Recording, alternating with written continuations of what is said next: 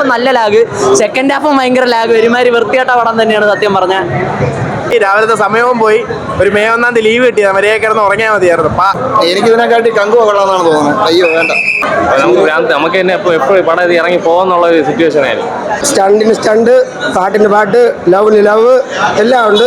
ആ പടത്തിൽ ആകെ കൊള്ളാവുന്ന സന്തോഷ് നാരായണന്റെ മ്യൂസിക് മാത്രമാണ്, അല്ലാണ്ട് വെറുതെ ടൈം വേസ്റ്റ് ആണ് ബ്രോ. 200 രൂപ വെറുതെ പോയി. 200 രൂപ 200 രൂപ എത്ര രൂപയാടാ? 200 250 പോയി, എല്ലാം വെറുതെ പോയി. രാവിലത്തെ സമയവും പോയി, ഒരു മെയ് 1 ലീവ് കിട്ടിയത് മര്യാദ കിടന്ന് ഉറങ്ങിയാൽ മതിയായിരുന്നു.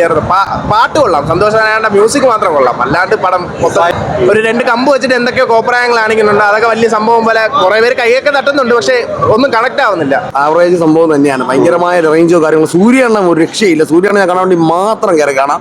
പടം വയസ്സ് നോക്കുമ്പോഴത്തേക്കും ഒരു മുമ്പത്തെ ആ ടൈപ്പ് സംഭവങ്ങളൊക്കെയാണ്, വേറെ കാര്യങ്ങളൊന്നുമില്ല. കാർത്തിക് സുബ്രാജിന്റെ യൂഷ്വൽ പാറ്റേൺ നിന്ന് വേറെ രീതിയിൽ ചെയ്തിരിക്കുന്നു. ഒരുപാട് സംഭവങ്ങളെ കയറ്റി ഒരു അവിയൽ പരുവാക്കിയ ലെവലില്ല ചെയ്തിരിക്കുന്നത്. അടിപൊളി അടിപൊളി സൂപ്പറായിട്ടുണ്ട്, അടിപൊളിയായിട്ടുണ്ട്.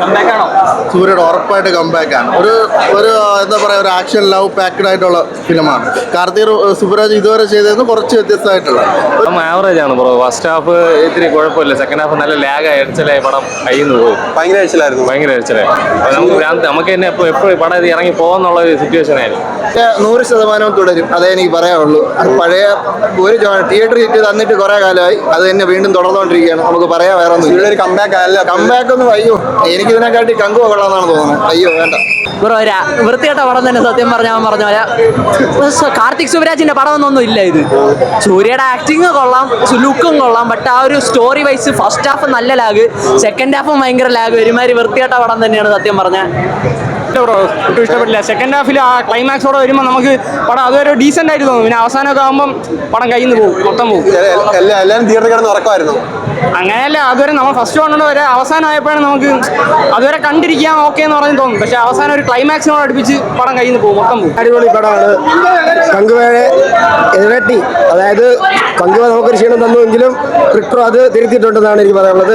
വളരെ അടിപൊളി പടം. സ്റ്റണ്ടിന് സ്റ്റണ്ട്, പാട്ടിന് പാട്ട്, ലവിന് ലവ് എല്ലാം ഉണ്ട്. തീർച്ചയായും കംബാക്ക് ആണത്. 100 കോടി പടം കൺഫേം. ഇപ്പോൾ കൊള്ളാം ബ്രോ, എനിക്കിഷ്ടപ്പെട്ട്. പക്ഷേ മിക്സഡ് ഒപ്പീനിയൻസ് ആണ് വരുന്നത്. ഭയങ്കര സൂര്യ ഫാൻ ബോയ്സിന് അത് ഇഷ്ടപ്പെടണമെന്നില്ല, എനിക്കറിയത്തില്ല. എനിക്ക് പേഴ്സണലി ഇഷ്ടപ്പെട്ട് കൊള്ള ഒരു കാർത്തിക് സുബ്രാജ് പടം ഒരു കണ്ടിരിക്കാൻ പറ്റുന്നുണ്ട്.